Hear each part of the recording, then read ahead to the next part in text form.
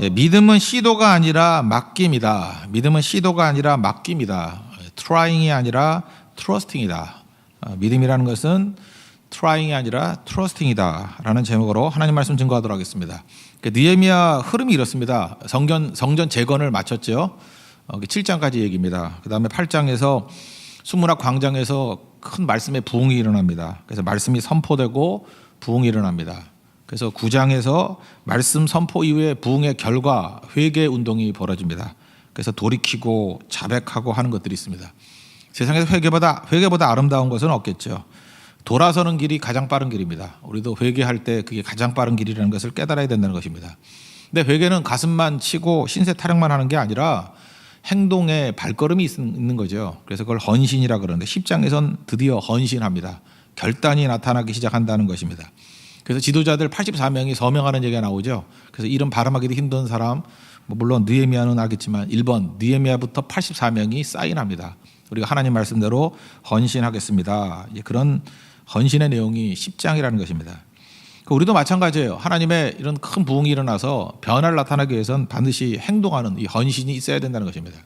오늘 크게 보면 세 가지 헌신이 나오는데 첫 번째는 말씀 순종에 대한 헌신이에요. 말씀 순종에 대한 헌신. 시편 1편 우리 주일 저녁에 살폈죠. 악인의 길과 의인의 길이 있는데 의인의 길의 특징이 무엇입니까? 말씀 붙드는 게 의인의 길이에요. 그럼 악인은 뭐예요? 말씀 떠나는 게 악인이에요. 뭐 착하니 뭐 그런 게 아니고요. 공로가 있니 이런 게 아니고 말씀 따라하면 다 악인 된다니까요. 내가 무슨 나쁜 짓을 했다고 말씀 따라하면 다 악인이라니까요. 그게 시편에서 말하는 two-way theory입니다. 그러니까 우리도 마찬가지예요. 말씀 따라야 의인 되는 거라는 거예요. 지금 헌신을 다짐했는데 말씀 따르기를 헌신했어요. 말씀대로 순종하기를 헌신했다는 것입니다. 그럼 뭐 저절로 나오는 거죠. 시절을 따라서 때에 따라서 열매 맺게 돼 있고 그 다음에 아무리 마르다 할지라도 마르지 않죠. 시냇가에 심은 나무기 때문에. 그래서 말씀이 우리를 살린다 그런 말씀을 증거하고 있다는 것입니다. 그래서 28절에 말씀대로만 가겠다. 말씀대로 순종하겠다. 그래서 29절 보세요. 거기서 저주로 맹세하기를. 그 다음 뭐라 그러죠? 모세를 통하여 주신 하나님의 율법을 따라 우리 주 여호와의 모든 계명과 규례와 율례를 지켜 행하여. 요약하면 뭐예요? 막 저주까지 해가면서 말씀대로 순종하겠습니다 라는 헌신을 했다는 것입니다. 우리는 말씀대로 순종하겠습니다. 그 저주라는 게 뭐죠? 우리나라 어법에도 뭐 그런 거 있죠. 내가 그거 안 하면 성을 가라 뭐 이런 거. 그런 거 없어요? 사도 바울도 이런 표현을 썼죠. 고린도전서에서 이런 표현을 쓰잖아요. 내가 복음을 전하지 않으면 화가 있을지로다. Woe to me if I do not preach the gospel. 내가 가스펠을 증거하지 않는다 그러면 Woe to me 내게 화가 있을지로다. 저주가 있을지로다. 이렇게 강한 표현을 썼다라는 거예요. 여기도 뭐라 그래요? 우투어스 하면서 이제 우리에게 저주가 있을지어다 우리가 하나님 말씀대로 순종하지 않는다면. 그게 강한 표현이에요. 무지무지하게 강한 헌신의 표현을 했다라는 것입니다. 그러니까 우리가 하나님 말씀대로 순종하면 산다는 거죠. 이 시편 1편으로 돌아가는 거예요. 의인의 길로 걸어가겠습니다. 이게 바닥에서부터 시작된 게 아니라 지도자들로부터 이런 헌신의 운동이 벌어지게 됐다는 것입니다. 사실은 그 순종이라는 게 쉽지는 않죠. 그 세들백 교회 리고렌 목사님 사모님이 계시는데 사모님이 그 K라는 분이에요. K 워렌이라는 사모님이신데 그분이 책 썼어요. 위험한 순종이라고. 위험한 순종. 그 내용 보면 소박한 여성적인 글이에요. 쭉 보니까 자기 인생에서 순종이 있을 때 나타났던 현상들 뭐 그런 걸 쭉 설명하는 거예요. 순종은 독단적으로 살지 않겠습니다. 이런 걸 결심하는 거예요. 내 멋대로 살지 않겠습니다. 그럼 뭐예요? 말씀대로 살겠습니다. 그런 게죠. 그러니까 자기가 멋대로 살다가 안 됐던 얘기들 쭉 하면서 이제 독단적으로 안 살겠습니다. 내 능력 의지하지 않고 살겠습니다. 그럼 뭐 이제까지 내 능력으로 살았다는 거 아니에요. 순종은 뭐예요? 하나님의 능력 의지하고 살겠습니다. 하나님 필요 없습니다. 그게 아니고 나는 하나님이 꼭 필요합니다. 그러고 사는 게 순종이래요. 뭐 이렇게 소박한 얘기들 쭉 나와요. 근데 이 K 사모님이 하신 말씀이 뭐냐 하면 이거예요. 근데 순종하는 그 순간에 삶의 변화가 나타났다는 거예요. 그러면서 목사님 사모님으로서 교회가 부흥하고 변화되고 사람들이 변화되는 얘기들을 사이드에서 본 얘기들을 쭉 설명을 하는 거예요. 순종했을 때 내가 볼 때 증인이라는 거예요. 이렇게 변화가 되더라는 거예요. 결국 듣는다고 변화되는 게 아니라 듣고 난 다음에 말씀대로 순종했을 때 놀라운 일들이 나타나더라. 그러니까 누가복음 5장에 베드로 보십시오. 베드로가 베테랑 어부잖아요. 자기가 밤새도록 그물을 던졌는데 안 된다는 건 안 된다는 거 아니에요? 그죠? 이건 확률상 안 되는 거잖아요. 베테랑이 밤새도록 했는데 안 되면 안 되는 거죠. 조건이 밤에 모이거든요, 물고기들이. 근데 낮에 예수님께서 다시 던지래요. 깊은 곳에. 원래 고기는 낮은 곳에 있잖아요. 먹이가 많으니까. 플랑크톤이 많으니까. 깊은 곳은 없거든요. 먹이가. 그러니까 상식적으로 말이 안 되는 거예요. 밤에 잘 잡히는데 낮에. 그다음 경험상 안 됐는데 하라는 거. 얕은 곳에 고기가 있는데 깊은 곳에. 뭐 맞지 않는 거예요. 그리고 자기는 전공이 어부인데 목수가. 뭐 이런 식으로 하나도 안 맞는 거예요. 그죠? 그런데 순종했더니 그물이 찢어질 정도로 거두게 되었다라는 거죠. 그러니까 우리에게도 베드로의 요 포인트가 필요한 거예요. 순종의 포인트. 이런 순간. 그럴 때 확 뒤집히는 거예요. 이게 없으니까 맨날 맹송맹송 믿고 있는 거죠. 왜냐하면 순종의 발걸음이 없으니까.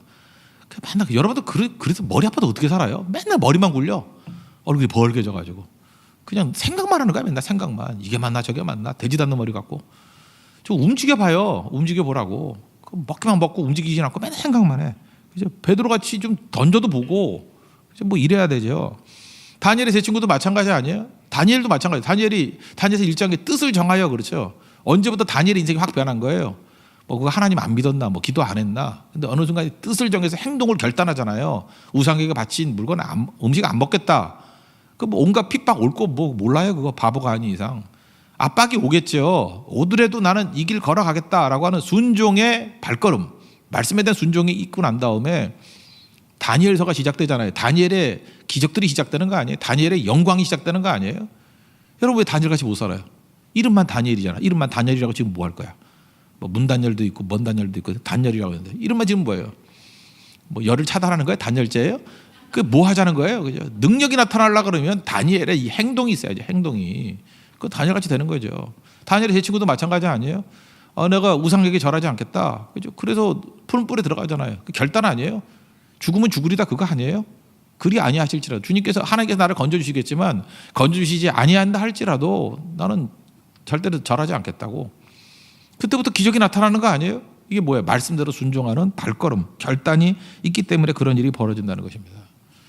다윗도 마찬가지죠. 다윗도 하나님 말씀대로 살겠다고 결심하는 순간에 원수 사울 죽일 기회가 안 죽이잖아요. 그러니까 그게 발걸음이죠. 그런 발걸음이 있을 때 변화된 인생이 있다라는 것입니다. 우리에게도 이런 변화의 역사가 나타나야죠. 우리가 하나님 말씀을 따르는 이유가 뭐예요? 하나님 우리 주님 되시니까.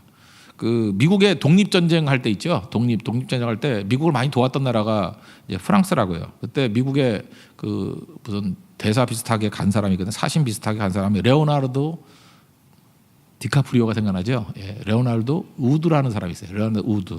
이 사람이 미국 대표로 이제 프랑스에 갔다고요. 당시에는 이제 프랑스가 워낙 센 나라니까 프랑스의 왕한테 갔다고요. 왕을 만났더니 왕이 재밌었는가 봐요. 너무너무 좋아서 우드하고 얘기를 많이 나눴어요.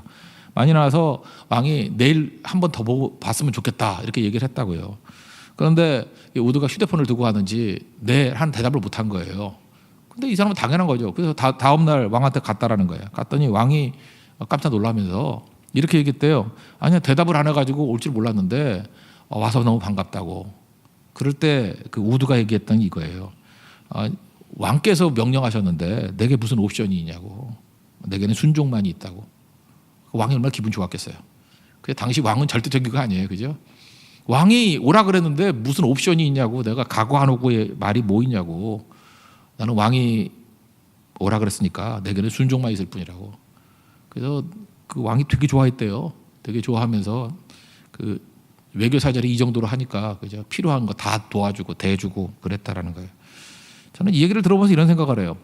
그 프랑스 왕 별것도 아니잖아요, 그죠? 프랑스 왕에 대해서도 무슨 왕 앞에 옵션이 있냐고. 내게 순종만이 있다고. 근데 왕 중에 왕이잖아요. 만왕의 왕 되신 게 우리 하나님 아니에요? 만주의 주 되시는 게 예수님 아닙니까? 예수님 말씀하시는데 무슨 옵션이 있어요? 여러분 건방지게 맨날 예수님 앞에 옵션 걸고 있어요, 그죠?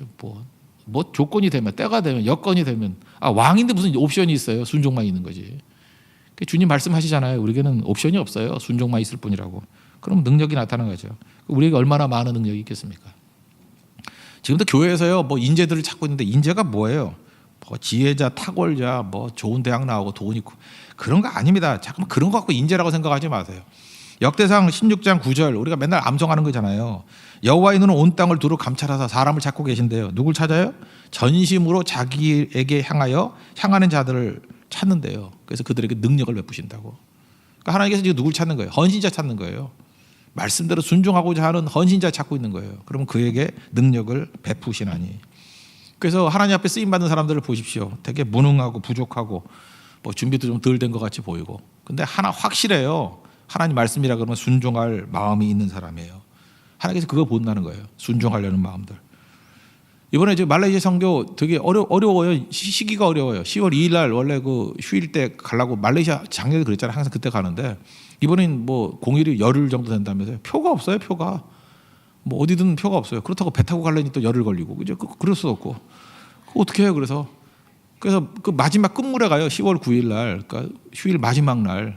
10월 9일 날 떠나니까 이건 뭐 백수가 아닌 이상 누가 가요? 뭐 누가 가겠어요? 10월 9일 날 2주를 놀아야 되는데 그죠? 백수 건달들 아니면 자기 사업하는 사람 아니면 그래서 많은 사람이 못 가게 된다고요.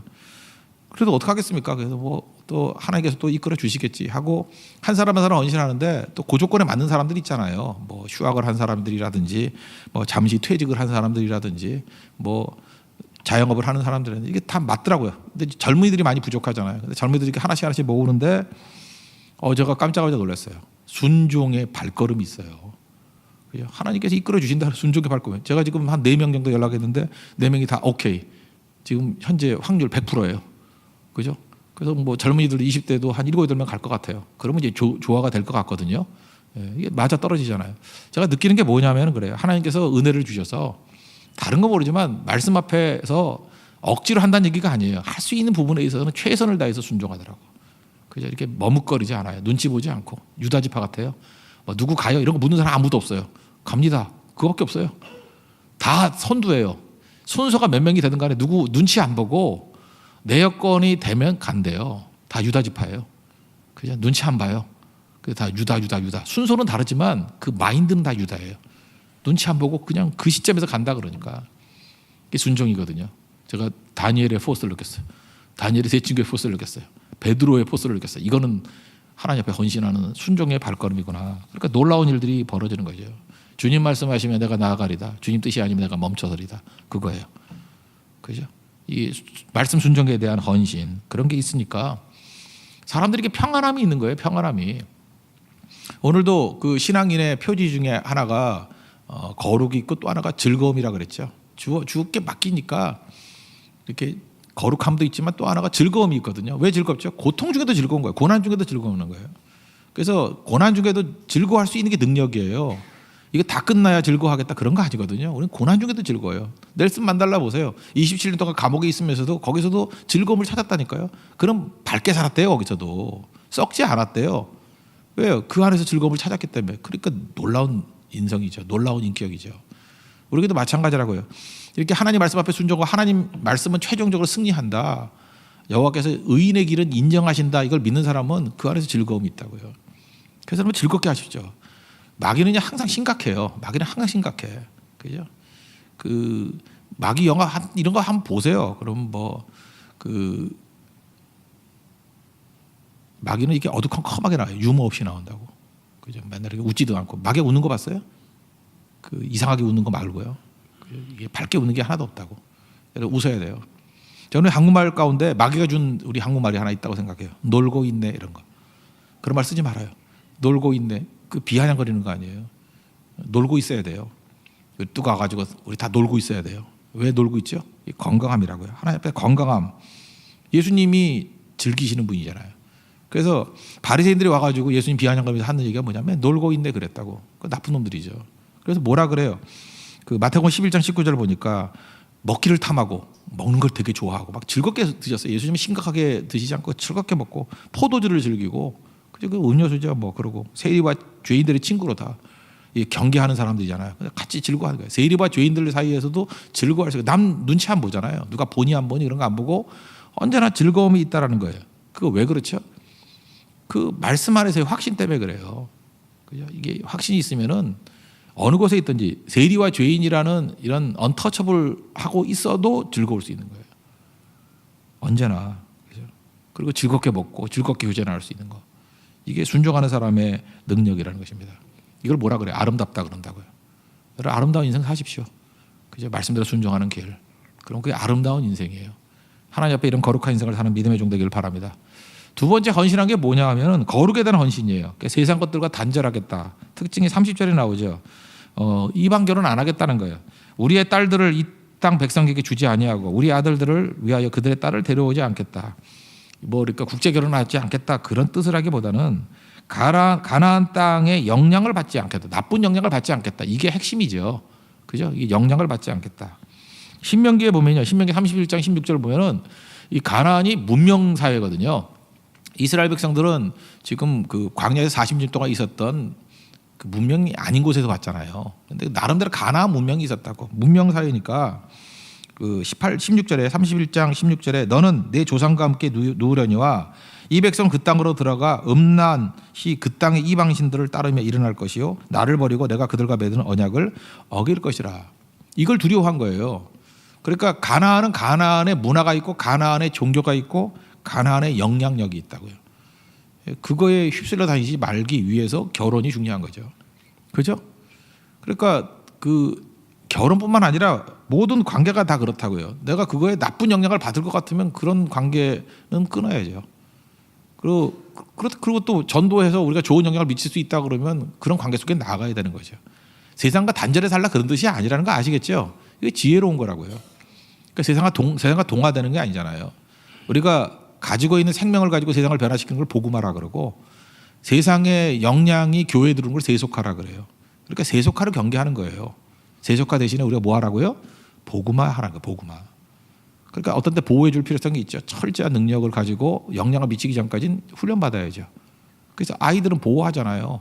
성인 되놓고 난 다음에 끝까지 보호하면 안 되죠. 세상을 내보내야 되는 거고. 그런 과정이 필요한 거죠. 그 얘기예요. 가나안의 영향을 받지 않기 위해서는 거룩이라는 것을 위해서 이게 단절해야 된다. 이런 거죠. 세상의 영향에 우리가 흔들리지 않는 모습을 가져야 된다는 거예요. 그럼 말씀대로 무장하고 하나님 앞에 제대로 서 있는 거죠.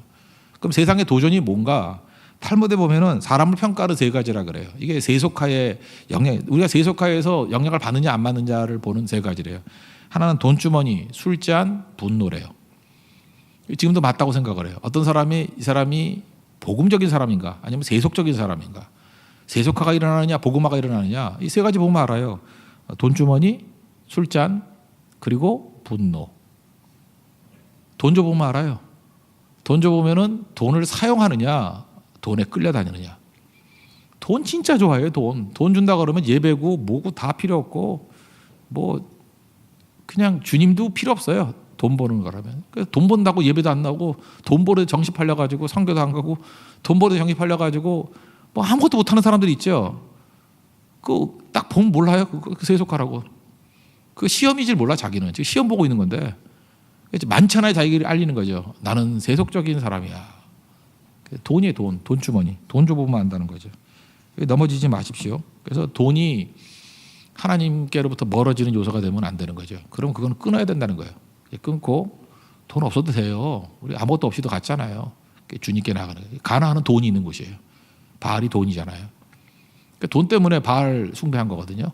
바알이 이게 풍요의 신이고 농경신이니까 돈 생기는 거예요.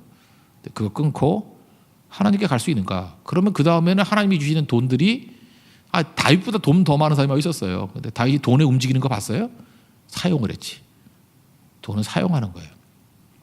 그래서 여러분들 아무리 돈을 많이 줘도 흔들림이 없는 인생 되십시오. 뭐 그런 것들이 우리에게 시험거리로 온다는 거죠. 또 하나 술인데 술은 뭐 일종의 쾌락, 뭐 중독 이런 거죠.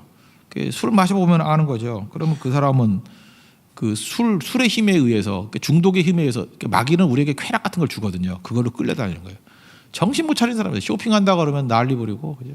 뭐 세상에 무슨 뭐 있다 그러면 뭐 주일 저녁에 불꽃놀이 축제 한다고 예배 안 나오는 인간들이 있어요. 그건 뭐 똑같은 거 술하고 똑같은 거죠. 그냥 불꽃 속에 집어넣고 싶죠 그런 거죠. 지옥 불꽃놀이 할까? 지옥 불꽃놀이. 그러니까 그런 거 똑같은 거죠. 뭐 자기한테 이렇게 미치는 것들이 하나 있다니까요. 이제 그런 거에 막 팔려가지고 가는 거죠. 중독성. 어떤 사람 게임, 스포츠 뭐 이런 거에 다 빠질 수 있는 거죠. 브라질에서는 그 축구 끊으라 그런대요 교회에서. 왜냐하면 축구 하면은요 예배 시간에 안 온대. 그러니까 거기는 그 민족들은 축구가 중독이 될 수 있는 거죠. 그거는 우리는 그 정도는 아니죠. 뭐 우리 축구 해봐야 뭐 월드컵 때나 뭐 한두 번 뭐 그럴까. 뭐 그때도 뭐 그렇게 관심 안 가는 사람 많아. 예배 다 드리잖아요, 그죠? 근데 그 민족마다 그런 게 있잖아요. 이렇게 전체를 끌게 만드는 그런 거. 그게 술이거든요. 술잔. 그러니까 우리는 술에 취하지 말고 세상에 취하지 말고 성령에 취하라. 성령 충만을 받으라. 에베소에 나오죠. 그러니까 술 기운과 쾌락의 기운에 의해서 끌려다니는 인생이 아니고 우리 성령의 소욕에 의해서 끌려다니는 인생이 돼야 되는 거죠. 그러니까 술 대신에 성령, 돈 대신에 하나님. 또 하나 마지막은 분노죠. 분노. 그 사람들 일할 때 보면은 인본주의라든지 마귀가 일할 때 보면 사람들을 분노하게 만들어요. 그래서 계속 분노로 일하는 사람들. 분노 지금도 인터넷 같은 데 봐야 맨날 분노하게 만드는 거 아니에요. 분노로 어떤 결정 내리면요. 그 비이성적인 거고 망하는 거예요. 마귀가 활용하는 거예요. 그래서 분노 갖고 일하는 거 아니에요. 성도는 동인이 사랑이 돼야 된다. 분노할 수 있죠. 죄에 대해서 분노하지만 그 분노 때문에 일하는 게 아니에요. 주님에 대한 사랑이죠. 영혼에 대한 사랑. 그래서 분노할 수 있어요. 분노는 회개로 가야 되는 거예요. 하나님 앞에. 그리고 움직일 때는 사랑으로 가야 된다는 것입니다. 그래서 이 얘기를 나눠놓고 보면 이런 거죠. 돈, 술, 분노 이건 마귀가 사용하는 거예요. 그죠? 마귀는 돈 줘서 끌어가는 거예요. 돈 때문에 끌려가느냐, 술 이런 쾌락으로 끌려가느냐, 분노 어떤 자기의 있는 혈기 이런 걸로 끌려가느냐, 이거 다 마귀예요. 분노에 뭐 포함되는 게 뭐예요? 시기, 질투, 경쟁심 이런 거 다 포함될 거 아니에요. 분노라는 게. 그죠? 어떤 때는 정의가 좋은 거 있지만 정의감. 말이 정의감이지 무슨 정의야. 그죠? 남에 대한 그 싫은 거죠. 이런 거 마귀예요. 마귀가 사용하는 거라고요. 반대가 뭐예요? 돈 대신에 하나님이냐, 술 대신에 성령 충만이냐, 분노 대신에 사랑이냐. 이게 하나님의 도구예요. 이 정도 분별할 수 있어야 되겠죠. 그래서 세상과는 단절된 모습들 있어야 된다라는 것입니다. 그래서 하나님께서 중요한 건 뭐냐면 이걸 어떻게 분별할 수 있냐면 하나님께서 우리가 일꾼이 돼가서 일만 죽도록 하는 걸 원하시는 게 아니에요. 주님이 원하시는 것은 주님과의 교제예요. 그렇지 않아요? 여러분 어디 신방 갔을 때도 성도들과 대화하는 거 원하는 거지 뭐 밥만 먹어서 갔나? 목사는 무지 먹어요. 그래서 먹사라 그러잖아. 사실은 뭐 커피 한 잔 줘도 돼요, 사실은. 그리고 나가서 그냥 사 먹어도 되고, 그러니까 우리끼리 사 먹어도 돼요. 안 줘도 돼요. 예, 진짜라니까 진심으로 하는 얘기예요. 그거 그렇게 먹는 거에 매달리지 않아요. 교제거든요. 만나서 예배 드리고 대화 나누고 그걸 원하는 거지. 그래서 너무 복잡하게 하는 건 안 좋은 것 같아요. 하나님도 마찬가지죠. 하나님도 우리가 일하는 걸 원한다고 생각하는데 하나님과의 교제가 없이 일만 죽도록 하는 거 그걸 누가 원한대요? 하나님 누가 그거 원한대요? 저는 목사도 마찬가지예요. 목사가 사역 그러는데 목사가 일하는 게 목사예요? 그거보다 더 중요한 건 하나님과의 교제죠. 왜 지치는지 알아요? 하나님과의 교제가 없기 때문에 지치는 거예요. 뿌리가 없기 때문에. 요한복음 15장 이게 중요한 말씀이죠. 나는 포도나무에 너희는 가지니 그가 내 안에 내가 그 안에 있으면 열매를 많이 맺나니 나를 떠나서는 너희가 아무것도 할 수 없느니라. 사람이 내 안에 거하지 않으면 가지처럼 밖에 버려서 말라진다고. 사람들이 그것을 모아다가 불에 던지느니라. 여기서 예수님께서 원하시는 내용이 뭐예요? 내게 오라는 거죠. 내게 와서 교제하기를 원한다. 교제가 먼저입니다. 내가 원하는 건 너다라는 거예요. I want you. 너를 원하는 너 자신. 너를 원한다. 너를 원하는 거지 사역을 원하는 게 아니죠. 그죠? 만약에 기능만이라 그러면 아내하고 파출부와의 차이점이 뭐예요? 기능은 똑같죠. 그런데 하나님이 아내를 원하는 거예요. 우리가 파출부가 되길 원하는 게 아니고 교제하길 원하는 거죠. 그죠? 일만 죽도록 하려고 그러지 마십시오. 그게 중요한 거죠. 그래서 중요한 게 뭐예요? 거룩이 뭐라 그랬죠? 출입 통제라고. 그래서 일하기 위해서 이것저것 들락날락 하는 것보다도 이렇게 닫아놓고 하나님 한 분만 들어오시게 만드는 영혼이 돼야 돼요. 주님밖에 없습니다. 그게 거룩한 영혼이에요. 주님께서 그걸 원하신다는 것입니다. 잠깐 딴 게 들락날락 하면요 냄새가 난다니까. 두려움의 냄새, 염려의 냄새, 시기 질투의 냄새, 음란의 냄새 이런 게 막 나요. 마귀 냄새가 나요. 마귀 냄새가. 우리 성도가 마귀 냄새 나면 되겠어요? 우리도 밖에 나갔다 오면 목욕하잖아요. 옷 갈아입고 잠옷으로 갈아입고 그러잖아요. 그죠? 정결해지기 위해서 단절이 필요하다고요. 그래서 이스라엘 백성들은 지금 세상과의 단절을 헌신합니다. 주님만 바라보길 원합니다. 하나님의 영향을 받기를 원합니다. 이게 또 중요한 헌신이라는 것입니다. 세 번째 헌신은 뭐냐면 안식일에 대한 헌신, 또 11조에 대한 헌신인데 이건 드림에 대한 헌신이에요. 31절을 보시면 안식일이죠. 혹시 이 땅 백성이 안식일에 물품이나 온갖 곡물을 가져다가 팔려고 할지라도 우리가 안식일이나 성일에는 그들에게 사지 않겠고 일곱째 해마다 땅을 쉬게 하고 모든 빚을 탕감하리라. 그 다음에 뭐 나오는 11조 얘기 또 나오고 그런 거죠. 여러분 주일이 왜 안식일이 왜 특별하죠? 예배 드리는 날이니까. 그죠? 예배 드리는 날이니까. 어떤 사람 그래. 7일 다 하나님 예배 드리고 7일 다 하나님의 날이라고. 맞다고. 근데 주일조차도 예배를 제대로 안 드리면 나머지 날이 돼요? 그러니까 주일은 특별히 예배 드리는 거예요. 그리고 나머지 날도 다 주님의 날이에요. 근데 주일조차도 안 드리는 사람이 일반 예배를 그렇게 드릴 리가 있나요? 그건 아니죠. 옛날 공산치하에 체코에 있던 어떤 그 형제 얘기예요. 아버지는 공산주의자고 엄마는 예수님 잘 믿는 분이었는데 예배 드리기 힘드니까 기차 타고 가는데 3시간, 예배는 또 2시간이었대. 오는데 3시간. 그러니까 예배 드리는데 8시간이 걸리는 거예요. 8시간. 근데 매번 그렇게 예배 드리는 거예요. 그래서 어렸을 때 엄마한테 물었대요. 엄마, 뭐 때문에 그렇게 멀리 가서 예배를 드려? 그랬더니 그 엄마의 대답이 너무 강단명료한 거예요. 그곳에 예배가 있기 때문이야. 이게 답이에요. 그것에 진정한 예배가 있기 때문이야. 여러분도 마찬가지입니다. 예배가 참된 예배가 있는 곳이라 그러면 뭐 3시간, 6시간 갈 수 있는 거예요. 청교도들이 어떤 사람이에요? 예배 드리기 위해서 대서양을 건넌 사람이에요. 그게 하나님께 귀한 거죠. 그 드림의 헌신. 예배 드린다 그러잖아요. 예배 드림의 헌신. 그 예수님의 이름으로 모이는 곳, 그게 귀중한 것이죠. 마태복음 18장 20절 보니까 2-3사람이 내 이름으로 모이신 곳에는 나도 그들 중에 있느니라. 2-3사람이 내 이름으로 모인 곳에 있대요. 뭐 어떤 목사님이 그 뭐 꿈 꿨다 그러죠. 나는 이런 꿈 안 꾸는데 뭐 설교 준비 한참 하고 있는데 그 꿈이래. 꿈 얘기인데 이렇게 크지 않은 교회니까 누구 새로운 사람 알잖아요. 그래서 못 보던 청년이 왔더래요. 꿈에. 근데 저 누구냐 그랬더니 그 안내 보는 분이 그러더라는 거예요. 몇 주째 계속 왔는데 계속 거기 앉아 있었는데 못 보셨냐고. 나중에 알아봤더니 그분이 예수님이더래요. 뭐 꿈 얘기 생략하면은. 그래서 깨고 난 다음에 깜짝 놀랐다고. 그게 무슨 얘기냐면은 그 신학적으로 맞는 얘기죠. 예수님이 지금 이 자리에 계신 거 믿습니까? 계시잖아요. 근데 꿈에 이제 그게 이제 리얼하게 보인 거예요. 예수님이 이제 앉아 계신 거예요, 계속. 지금도 이 자리에 예수님이 앉아 계신다고 생각하면 생각이 달라지겠죠.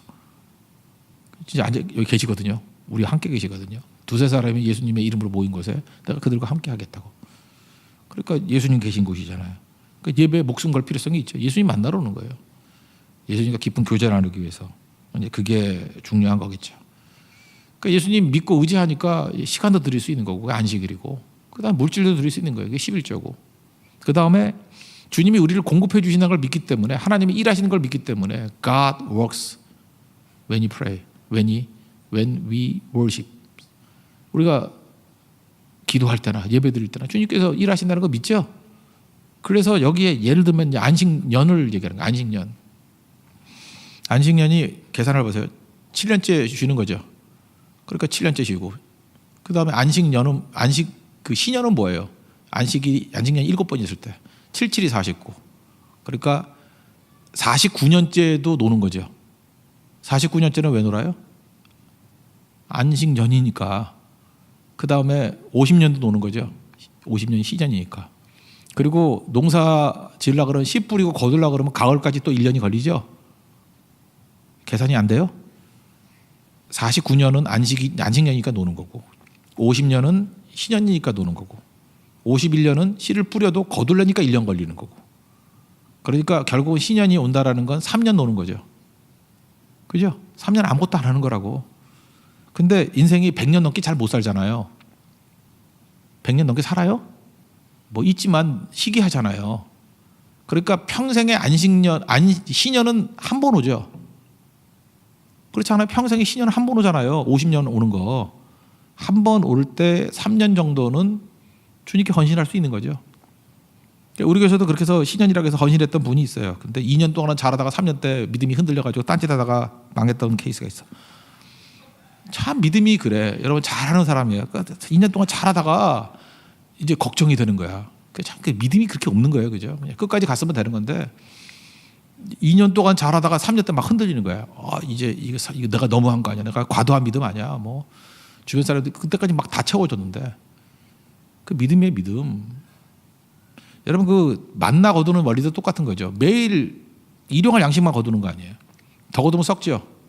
그 다음에 안식일 전날에는 이틀분 거두오라 그랬는데 안 썩죠. 하나님 예배해 주시는 거 아니에요? 레위기 25장 21절 보니까요. 이거 신년 얘기예요. 내가 명령하여 여섯째 해에 내 복을 너에게 주어 그 소출이 3년 동안 쓰기에 족하게 하리라. 이거 하나님 약속이에요. 그렇게 철저히 신년 지킨다 그러면 하나님이 3년 동안 쓰기에 족하게 하리라. 누가 줘요? 하나님이 주신다고. 근데 우리는 3년 동안 죽어라 일을 해야 되는 이유가 뭐예요? 안 믿으니까. 그러니까 계속 뛰는 거죠. 11조도 안 믿으니까 죽어라 뛰고 11조 어디다 갖다 바쳐요? 대부분 사고 나서 갖다 바쳐. 사고 나서 뭐 배상금으로 뭐 병원으로. 병원이 잘 되잖아요. 큰 건물 막 짓고. 난 세브란스 갈 때마다 이게 또 얼마나 11조 떼먹은 사람이 낸 돈으로 이게 또 건물 지었구나. 그죠? 뭐 병원에 갖다 바치고 의사가 돈 잘 벌잖아요. 왜냐하면 다 불순종하는 사람이 갖다 쏟아. 모든 병이 그렇다는 얘기는 아니에요. 어디다 내긴데 교회에다 드리든지 뭐 딴 데 내든지 되게 그런 것 같아요. 인생. 제 인생도 그랬던 것 같아요. 불순종하면 다 그거 나가요. 어디가 다 나가는데 사기를 당하든지 뭐 지난번에 한번 우리 애들 거 모아놨더니 그 송구영심에 갔다 왔더니 금덩이가 없어요. 우리 집에 하나도 다 집어가서 두 애 거 다 집어가 버리고 도둑이 오셔가지고 우리는 또 몰라가지고 3일 동안 집을 비우는 거예요. 부모님 댁 왔다 갔다 가고 아팠더니 문이 열려 있더라고. 그래서 열린문 교회네 뭐 이랬더니 아마 첫날 그러니까 우리 생태를 너무 잘하는 목사 집이라는 걸 알기 때문에 그때 가져가고 뭐 이런 것들 그죠. 그때 내가 그때 마음이 그랬거든요. 이 집에 이게 애가 돌 반지 이런 걸 갖고 있고 싶은 마음이 없더라고. 옛날에 그런 거 많이 했잖아. 이거 주님께 드리는 거 첫 번째 드리는 거. 그거 아차하다가 글쎄 도둑이가 바쳤잖아요. 내가 글쎄 그런 게 있다니까요. 이것도 믿음의 믿음. 안식일도 주일 성수도 믿음이에요. 주일 성수 죽어도 못하는 사람이 이유가 뭐냐 하면 주일에 안 하면 망해요라는 불신앙 때문에 그래요. 믿음이거든요. 11조도 믿음이고. 하여튼 그래서 헌금 드리는 것도 믿음이에요. 돈 있다고 드리는 거 아니에요. 그 믿음 없으면 못 드려요. 그래서 헌금 하는 사람들 보면 그 믿음이 있는 거예요. 그 함부로 얘기하지 마. 믿음 없는 사람은 죽어도 못해. 교회에서 빨빨 그러고 돌아만 다니지 그 헌금 내역을 한번 봐요. 그러면 이 사람 그 대충 소득 알잖아요. 믿음이 없는 사람이에요. 믿음이 없는 사람. 그러니까 박살 날 때까지 기다려야 돼요. 이게 대표적인 게 시간도 그렇고. 근데 요즘에 우리 성도들이 믿음이 좋아지니까 성교 헌신도 하고, 그죠? 그다음에 물질도 드릴 줄 알고 시간도 드릴 줄 알고 다 되는 거죠. 우리는 내 계산기를 갖고 있어요. 내 칼큘레이터를 가지고 맨날 두들겨. 하나님의 계산기가 있습니다. 하나님의 계산기. 그래서 인생은요, trying. 자꾸만 이렇게 시도하는 게 아니에요. 우리 뭐 죽어라 시도하잖아요. 막 코피 터지게. 얼마나 열심히 사는지 모르겠어. 그냥 맨날 쓰러지고.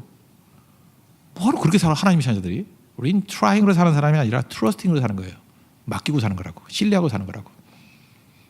그래서 여러분 써놔요. Not trying, but trusting. trusting이에요. 그죠? In God we trust. We trust in God. 미국 놈들은 거기 돈에다가도 써놨잖아. In God we trust. 하나님 믿는다고. 그리고 실제로 믿지도 않지만 우리 진짜 믿어야죠. 가슴팍에 새겨야죠. In God we trust. We trust in God. 하나님 믿습니다. 하나님 믿습니다. 그럼 그때 능력이 나타나는 거죠. 하나님 믿고 의지하면요, 이제는 내가 내 사는 게 걱정이 되는 게 아니에요. 이제는 하나님 신뢰하면 다 된다는 걸 알기 때문에 다른 사람을 섬기는 인생을 살아요. 그래서 나머지 인생이 신난다니까요. 섬기는 인생. 김연경 씨 그 소설을 보니까 이런 게 거기 질문이 이런 게 나오더라고요. 이 사람이 의욕이 넘쳐요. 그래서 당신의 에너지가 어디서 나옵니까? 그랬더니 어떻게 그 글을 이렇게 잘 쓰시고 많이 쓰십니까? 그랬더니 목표가 있기 때문에 그렇대요. 근데 그 목표가 뭐냐면 가장 큰 에너지는 다른 사람을 사랑하는 것에서 나온대요. 이게 뭐 뻔한 거지만 그죠? 이게 크리스찬이 이런 얘기 해야 되는데 크리스찬 아닌 사람도 이런 얘기 하잖아요. 그래서 지탱하는 힘이 남을 섬기는 거래요. 남을 섬기는 거. 우리도 마찬가지죠. 선교하는 게 우리 에너지가 나오는 거예요. 우리 먹고 살겠다고 뛰면은 힘이 없어요. 맨날 우울하게 사는 사람은 내가 무엇을 먹을까, 무엇을 마실까, 무엇을 입을까 그런 사람은 힘이 하나도 없고 내가 무엇을 먹일까, 무엇을 입힐까, 무엇을 마시게 할까 그런 사람들은 힘이 솟는 거라고. 그게 사명의 인생이죠. 그때 능력이 나타난다는 거예요. 그런 사람은요, 이게 앉아가지고 당하지 않아요. 하나님의 움직임 같이 움직이기 때문에 당하지 않는다고요. 저는 예수님 믿고 난 다음에 제일 많이 변화된 게 뭐냐? 운명론을 믿지 않는다는 거예요. 나는 운명 믿지 않아요. 숙명론 절대 믿지 않아요. 그런 거 말도 안 되는 얘기죠. 하나님께서 다 깨버린다고. 뭐 우리 민족의 숙명, 운명 웃기는 소리가 아니에요. 하나님이 못하실 일이 없어요. 다 깨지고 나간다는 거예요. 이긴다는 거죠. 그리고 성도들도 마찬가지예요. 어떤 성도들 보면은 뭐 그런 게 있어요, 그죠? 유전 이런 게 있거든. 유전자의 힘이 참 무서워요. 그 피가 더러운 사람들이 있거든. 맨날 지각하거나 머뭇거리거나 그 뭐 빌빌대는 인생들. 그 엄마도 그렇고 딸도 그렇고 똑같아 보면. 옛날엔 그래서 내가 경멸을 했는데 이제는 안 믿어요, 그죠? 하나님이 함께하면 그 운명을 깨더라고. 엄마하고 다른 딸이 나오고요, 아버지하고 다른 아들이 나와요. 바뀌어요.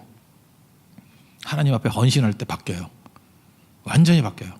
그래서 그 집안이 운명이 바뀌는. 그래서 아들이 변화돼서 아버지를 변화시켜요. 딸이 변화돼서 엄마의 불쌍한 인생을 건져내더라고. 이게 복음 아니에요? 이런 복음의 능력이 우리를 건지는 은혜의 역사가 있기를 바랍니다. 그래서 이런 드림의 헌신이에요. 이게 마지막 결단이라고. 그래서 우리 느헤미야 10장은 위대한 거예요. 말씀의 부흥이 있고 난 다음에 회개는 언제나 헌신으로 끝이 나야 된다는 거예요. 헌신으로. 헌신이 뭐예요? 몸 드리는 거예요. 몸. 우리 몸에서부터 역사가 나타나는 거예요. 몸에서부터. 우리 여러분, 그래서 우리 이 인간만 몸이라 그러잖아요. 인격이기 때문에. 동물들을 몸이라 그래요? 고기라 그러지? 고기로 살지 마십시오. 지금 몇 근입니까? 그렇게 살지 말고 몸으로 살라고요. 몸으로. 몸은 헌신하는 거예요. 주를 위해서 헌신하는 거. 고기로 살지 말고 몸으로 사는 하나님의 거룩한 백성 되기를 축원합니다. 자리에서 일어나겠습니다. 주님 말씀하시면 찬양합시다.